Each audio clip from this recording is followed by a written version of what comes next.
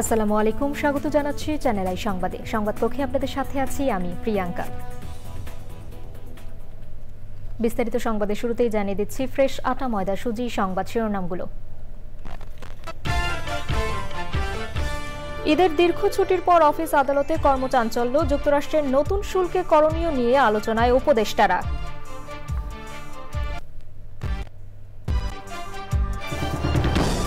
অর্থনীতিতে অন্তর্বর্তী সরকারের অর্জনে আইএমএফ সন্তুষ্ট, জানালেন অর্থ উপদেষ্টা। জুনের মধ্যে ঋণের চতুর্থ ও পঞ্চম কিস্তি। হামলা ভাঙচুর হত্যাচেষ্টা মামলায় আত্মসমর্পণ করে বামপন্থী 93 আইনজীবীর জামিন আবেদন, আদালতে নিরাপত্তা জোরদার। আন্তর্জাতিক বাজারে কমলেও দেশে কমছে না জ্বালানি তেলের দাম, সমন্বয় করে নির্ধারণ হচ্ছে না বলে বিশেষজ্ঞদের মত। এবং মিয়ানমারে ফিরতে রাখাইনের জাতিসংঘের তত্ত্বাবধানে সেফ জোন চায় রোহিঙ্গারা, প্রত্যাবাসনে প্রস্তুত বাংলাদেশ ট্রানজিট সেন্টার।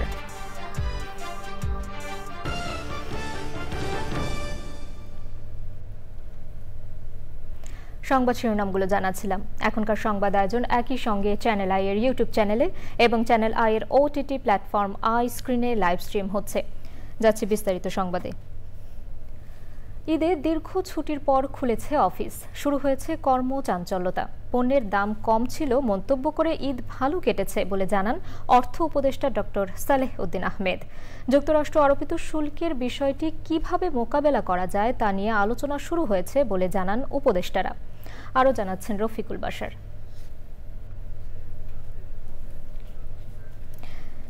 দর্শক, রিপোর্টটি আমাদের হাতে এসে পৌঁছায়নি, আমরা পরবর্তী সংবাদে চলে যাচ্ছি। যুক্তরাষ্ট্রের রাজধানী ওয়াশিংটন ডিসি সহ বিভিন্ন অঙ্গরাজ্যে প্রেসিডেন্ট ডোনাল্ড ট্রাম্প ও তার উপদেষ্টা ইলন মাস্কের বিরুদ্ধে বিক্ষোভ হয়েছে। ট্রাম্পের নেওয়া বিভিন্ন পদক্ষেপের প্রতিবাদে এসব বিক্ষোভে অংশ নেয় হাজারো মানুষ। ট্রাম্প ক্ষমতায় বসার পর ব্যাপক হারে কর্মী ছাঁটাই এবং প্রেসিডেন্টের নির্বাহী ক্ষমতার যথেচ্ছ ব্যবহারের অভিযোগ সহ বিভিন্ন ঘটনায় এই বিক্ষোভ হয়েছে। প্রেসিডেন্ট হিসেবে ট্রাম্পের দ্বিতীয় মেয়াদে একদিনে এটি সবচেয়ে বড় বিক্ষোভ।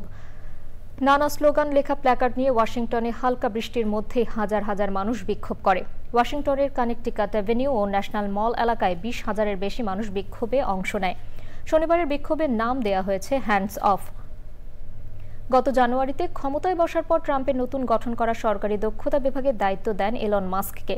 এরপর থেকে কেন্দ্রীয় সরকারের 23 লাখ কর্মচারীর মধ্যে 2 লাখের বেশি পদ শূন্য হয়েছে। ট্রাম্প ও এলন মাস্কের বিরুদ্ধে টেক্সাসেও বিক্ষোভ হয়েছে। এছাড়া Delaware, North Carolina, Minnesota, Michigan ও নিউ ইয়র্কেও ট্রাম্প বিরোধী বিক্ষোভ হয়েছে।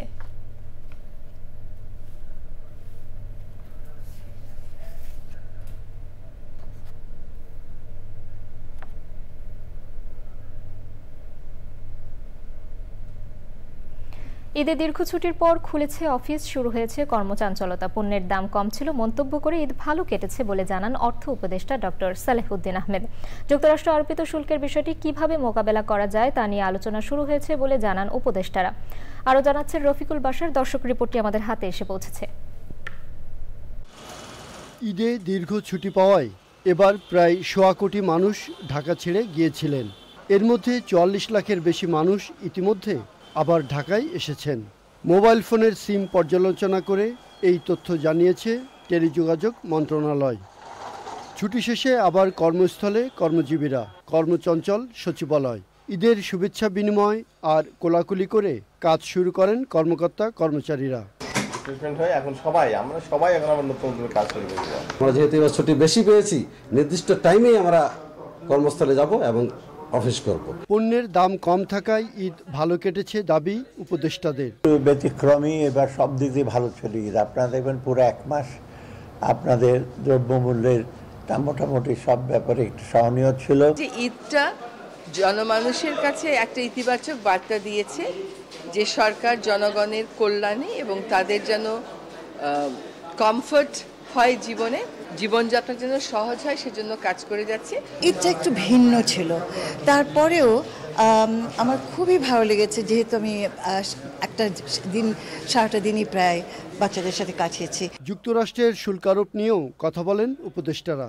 পড়বে না, একেবারে যে পড়বে না তা না, আমরা ওটা দেখবো কীভাবে পুষিয়ে নেওয়া যায়। আমাদের এখন দরকার আমাদের এফিসিয়েন্সি বাড়ানো, একটু ডাইভার্সিফাই করা, শুধু গার্মেন্ট না, আমরা চেষ্টা করবো লেদার বা অন্যান্য জিনিসগুলো এক্সপোর্ট করতে। আর ওদের কাছ থেকে যা যা দরকার হয়, ওদের মেশিনারি আছে, এলএনজি আছে। মার্কিন যুক্তরাষ্ট্র যে শুল্কটা আরোপ করেছে এটা তাদের গ্লোবাল একটা পলিসির অংশ। এটা যে কেবল বাংলাদেশের উপর আরোপ করেছে তা তো না। উপদেষ্টারা বলেন, যুক্তরাষ্ট্রের শুল্ক আরোপে অর্থনীতিতে যে প্রভাব পড়বে তা সামাল দেয়া কঠিন হবে না। Rafiqul Bashar, channel I, Dhaka. অন্তর্বর্তীকালীন সরকারের কর্মকাণ্ড এবং অর্থনীতিতে অর্জনে আইএমএফ সন্তুষ্ট বলে জানিয়েছেন অর্থ উপদেষ্টা ডক্টর সালেউদ্দিন আহমেদ। সচিবালয়ে আইএমএফ মিশনের সঙ্গে বৈঠক শেষে তিনি বলেন, জুনের মধ্যে $4.7 বিলিয়ন ঋণের পরবর্তী চতুর্থ এবং পঞ্চম কিস্তি একসাথে পাওয়া যাবে। আইএমএফের গবেষণা বিভাগের জ্যেষ্ঠ কর্মকর্তা ক্রিস পাপার জর্জিওর নেতৃত্বে রোববার থেকে 2 সপ্তাহের জন্য বাংলাদেশ সফর করছে একটি প্রতিনিধি দল।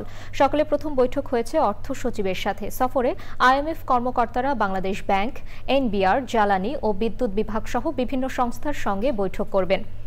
বাজারভিত্তিক বিনিময় হার চালু, বাড়তি রাজস্ব আয় এবং বিদ্যুৎ ও জ্বালানিতে ভর্তুকি কমিয়ে আনার বিষয়ে সরকার আইএমএফ এর চাওয়া পূরণ করতে পারেনি।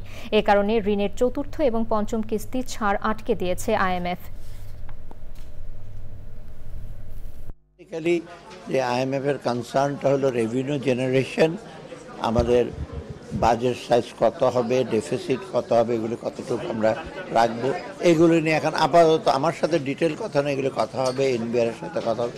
আর বাংলাদেশ ব্যাংকের যে লোন রেজলিউশন, ডিফল্ট লোনগুলো কীভাবে, খারাপ লোনগুলো কীভাবে ইস্যু করবে, এটা অলরেডি একটা আমরা আইন ফ্রেম আউট করছি, ওগুলো নিয়ে কথা হবে। মোটকথা ব্যাংকিং সেক্টরের সার্বিকভাবে ব্যাংকিং সেক্টরের শৃঙ্খলা, ডিফল্ট লোন আদায়, আর এদিকে এনবিআর এর আমরা ট্যাক্স জিডিপি রেশিও বাড়াবো কী করে, কোন কোন ক্ষেত্রে বাড়াবো, এইগুলি নিয়ে আলাপ হচ্ছে।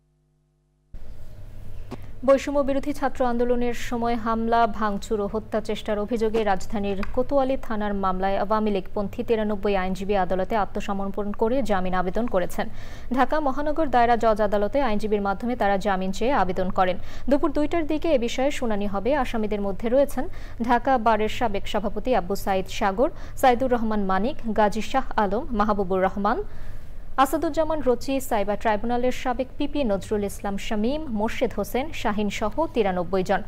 বৈষম্য বিরোধী ছাত্র আন্দোলন চলাকালে 4 আগস্ট আদালত প্রাঙ্গণে আইনজীবীদের ওপর হামলা, চেম্বার ভাঙচুর ও হত্যা চেষ্টার ঘটনায় আওয়ামী লীগপন্থী 144 আইনজীবীর বিরুদ্ধে চলতি বছরের 6 ফেব্রুয়ারি ঢাকার মেট্রোপলিটন ম্যাজিস্ট্রেট আদালতে মামলা করেন আইনজীবী সমিতির কার্যনির্বাহী সদস্য মোহাম্মদ আলী বাবু।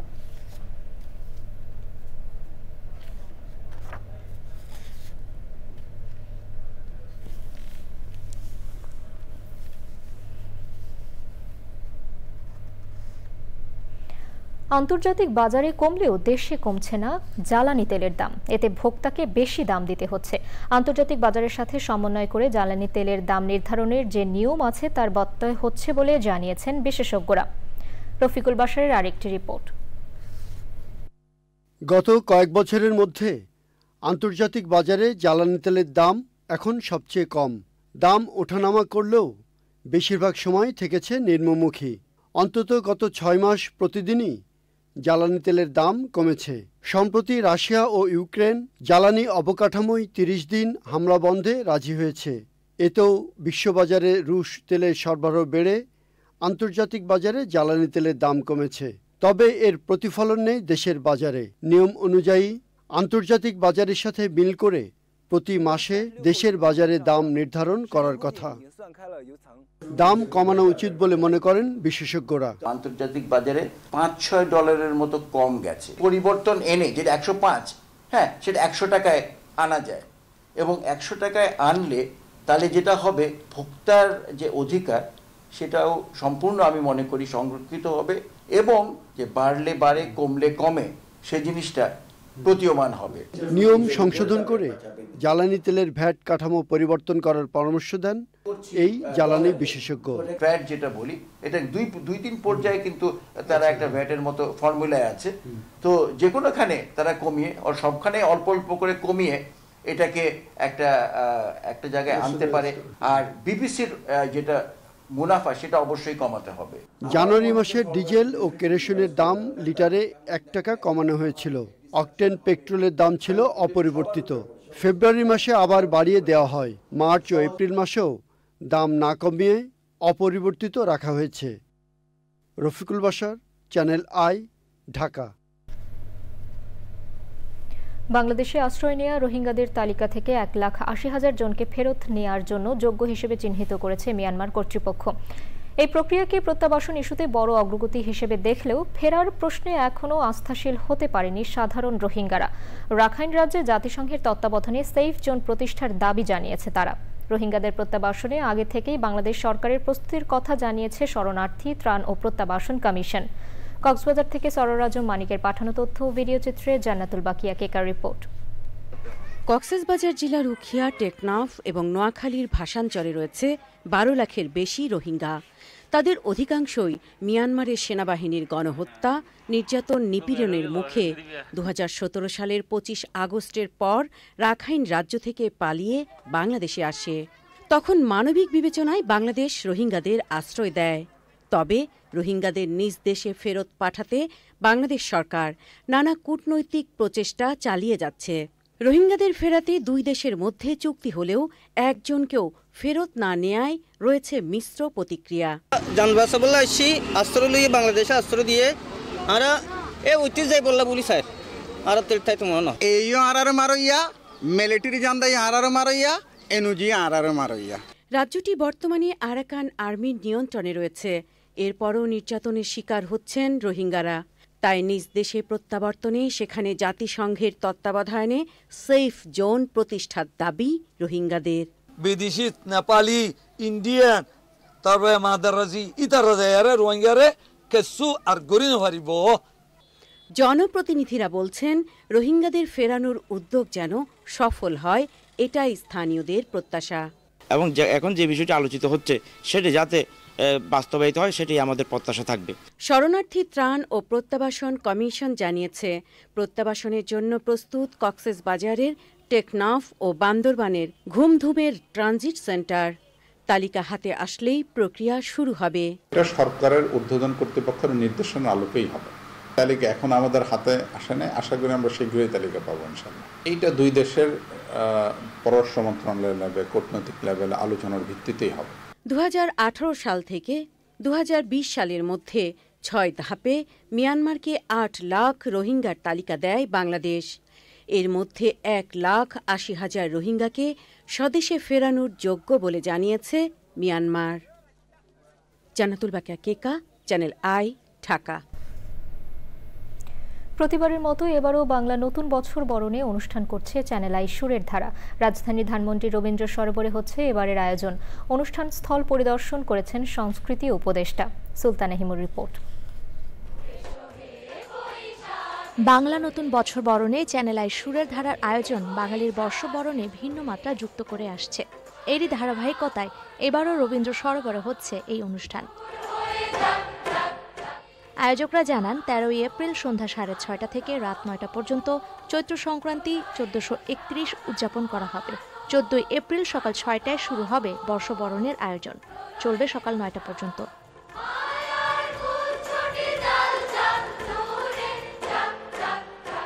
রবীন্দ্র সরোবর পরিদর্শন করেন সংস্কৃতি উপদেষ্টা মোস্তফা সরওয়ার ফারুকী। সে সময় ছিলেন সংস্কৃতি বিষয়ক মন্ত্রণালয়, ঢাকা দক্ষিণ সিটি কর্পোরেশন, চ্যানেল আই ও সুরের ধারার প্রতিনিধিরা।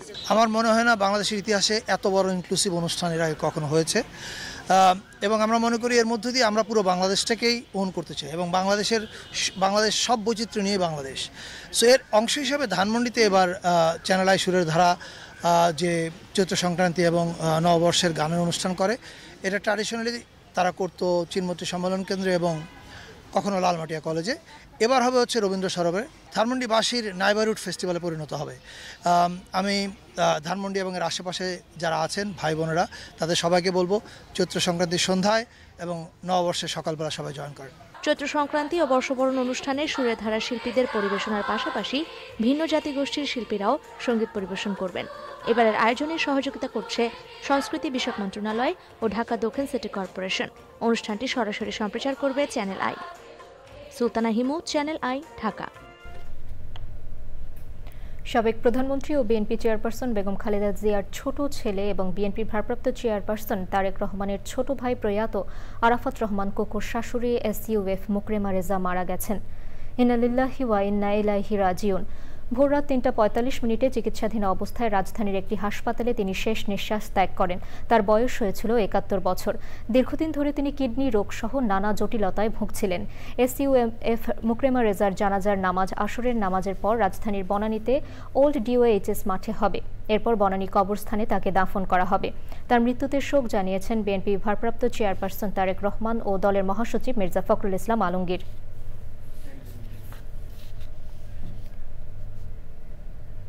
দর্শক, এবারে বিরতি। আর বিরতির পর যা থাকছে,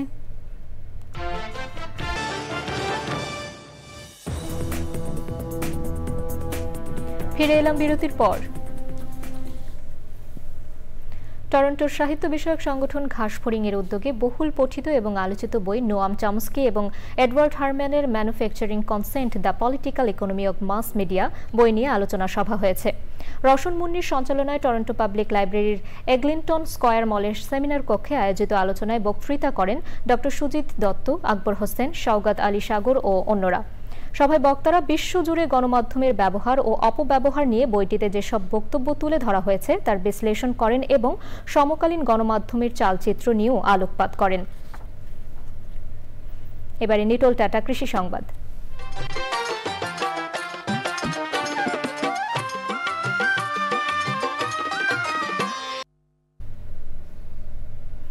খাগড়াছড়িতে সূর্যমুখীর বাণিজ্যিক ফলন শুরু হয়েছে। সূর্যমুখীর তেল হৃদরোগীদের জন্য উপকারী হওয়ায় দিন দিন বাজারে এর চাহিদাও বাড়ছে। খাগড়াছড়ি থেকে আজহার হীরার তথ্য ও ভিডিও চিত্রে আল মুকসিদের রিপোর্ট। পাহাড়ের মাটি ও জলবায়ু সূর্যমুখী চাষের উপযোগী। খাগড়াছড়ির জেলা সদর, মাটিরাঙ্গা, মহালছড়ি, দীঘিনালা সহ সব উপজেলাতেই সূর্যমুখীর চাষ হচ্ছে। একসময় সৌন্দর্য বর্ধনের জন্য বাড়ির আঙিনায় সামান্য পরিমাণে চারা লাগালেও বর্তমানে জেলার কৃষক প্রায় প্রত্যেক উপজেলায় বাণিজ্যিকভাবে সূর্যমুখী চাষ করছেন। আমি গত বছরে সূর্যমুখী চাষ করছি 1 বিঘা জমিতে 5 মণ পেয়েছে। এবারও আশা করি তার চাইতে বেশি হতে পারে। সার, কীটনাশক সবকিছু সাহায্য সহযোগিতা পেয়েছি কৃষি সম্প্রসারণ থেকে। তেল আশা করি পাবো 80-90 লিটারের মতন। এখানকার মাটি ও আবহাওয়া অনুকূল হওয়ায় এবছর হেক্টর প্রতি ফলন ভালো হতে পারে বলছে কৃষি বিভাগ। এবছর আমরা বিনামূল্যে কৃষকদের 400 কৃষকের মাঝে 400 বিঘা জমিতে আমরা সূর্যমুখীর 2 কেজি করে বীজ সরবরাহ করেছি। আশা করি আগামীতে যদি আমরা এই সহযোগিতা হাত বাড়াতে পারি বা প্রসারিত করতে পারি তাহলে সূর্যমুখীর আবাদ আরো বাড়বে। বাজারে প্রতি কেজি সূর্যমুখীর তেল 500 টাকায় বিক্রি করছেন চাষিরা। আল মুকসিদ, চ্যানেল আই। এবারে প্রকৃতি সংবাদ।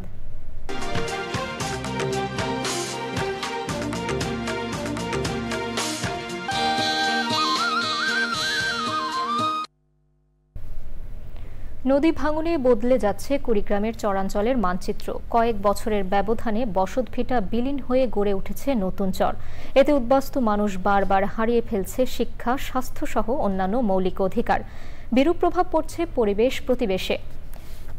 ভাঙন রোধে স্থায়ী ব্যবস্থা নেওয়ার পাশাপাশি চরাঞ্চলের জীবনমান উন্নয়ন সহ মৌলিক অধিকার নিশ্চিতের দাবি ভুক্তভোগী সহ সব মহলের। কুড়িগ্রাম প্রতিনিধি শ্যামল ভৌমিকের তথ্য ও ভিডিও চিত্রে আফরোজা হাসির রিপোর্ট। উন্নয়নের নানান সূচকে এগিয়েছে দেশ, তবে উন্নয়নের তেমন ছোঁয়া লাগেনি কুড়িগ্রামের 4.5 শতাধিক চরের 5 লাখের বেশি মানুষের জীবনে। হালামলের অধিকাংশ সুবিধা থেকে বঞ্চিত এই জনপদের প্রধান বাহন নৌকা কিংবা ঘোড়ার গাড়ি। মেঠোপথ, নদী আর প্রকৃতির নির্মল দৃশ্যপট কল্পনায় যতটা আকর্ষণীয়, এখানকার জীবন ততটাই রুক্ষ আর কঠিন।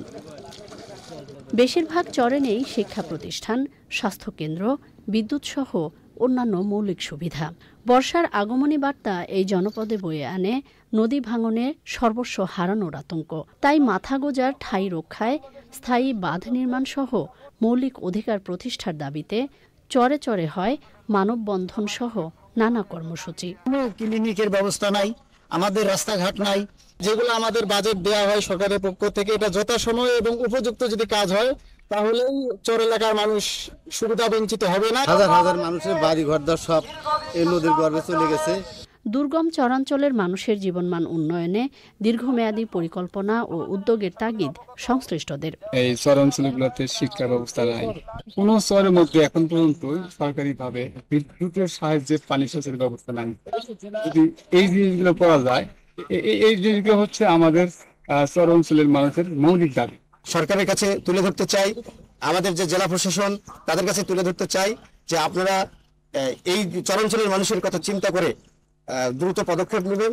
জীবন জীবিকার পাশাপাশি প্রকৃতি ও পরিবেশ সুরক্ষায় দ্রুত পদক্ষেপ নেবে সরকার, এমন প্রত্যাশায় কুড়িগ্রামের চরাঞ্চলের লাখো বাসিন্দা। আফরোজা হাসি, প্রকৃতি ও জীবন ডেস্ক, চ্যানেল আই।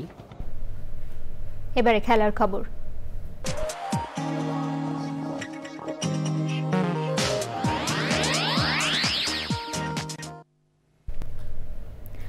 ঢাকার ক্লাব ফুটবল ও ক্রিকেটের এক সময়ের সফল ক্লাব স্কাউটন সবুজ সংঘ নতুন আঙ্গিকে ক্রিকেট দল গঠন করেছে। তৃতীয় বিভাগ বাছাই প্রতিযোগিতাকে সামনে রেখে খেলোয়াড়দের পরিচিত ও সাবেক তারকাদের সংবর্ধনার আয়োজন করে ঢাকার এক সময়ের এই আলোচিত ক্লাবটি। ক্লাব প্রাঙ্গণে অনুষ্ঠানে ক্লাবের নবগঠিত ক্রিকেট দলের খেলোয়াড়দের ক্রীড়া সামগ্রী প্রদান ছাড়াও স্বাধীন বাংলা ফুটবল দলের কিংবদন্তি ফুটবলার এনায়েতুর রহমান খান, জাতীয় ক্রিকেট দলের সাবেক অধিনায়ক গাজী আশরাফ হোসেন লিপু, খালেদ মাহমুদ সুজন, বিসিবির সাবেক নির্বাচক হান্নান সরকার, ক্রিকেটার আজহার হোসেন শান্টু, সংগঠক আহমেদ সাজ্জাদুল আলম ববি এবং ক্রীড়া সাংবাদিক মঞ্জুরুল ইসলাম দিলু খন্দকারকে সংবর্ধনা দিয়েছে। অনুষ্ঠানে বক্তব্য রাখেন ক্লাবের সাধারণ সম্পাদক মীর আখতার উদ্দিন ও কর্মকর্তা আকবর বাবুল। দর্শক, সবশেষে ফ্রেশ আটা ময়দা সুজি সংবাদ শিরোনামগুলো জানিয়ে দিচ্ছি আরও একবার।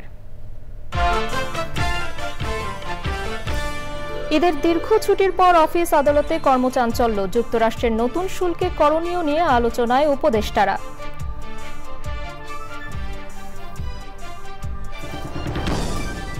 অর্থনীতিতে অন্তর্বর্তী সরকারের অর্জনে আইএমএফ সন্তুষ্ট, জানালেন অর্থ উপদেষ্টা। জুনের মধ্যে ঋণের চতুর্থ ও পঞ্চম কিস্তি।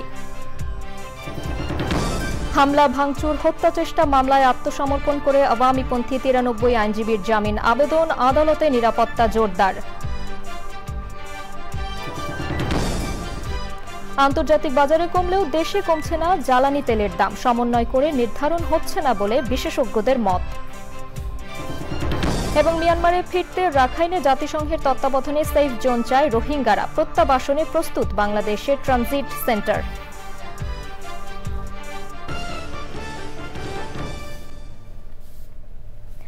দর্শক, এখনকার সংবাদ আয়োজন এ পর্যন্তই। এতক্ষণ সাথে থাকার জন্য ধন্যবাদ সবাইকে।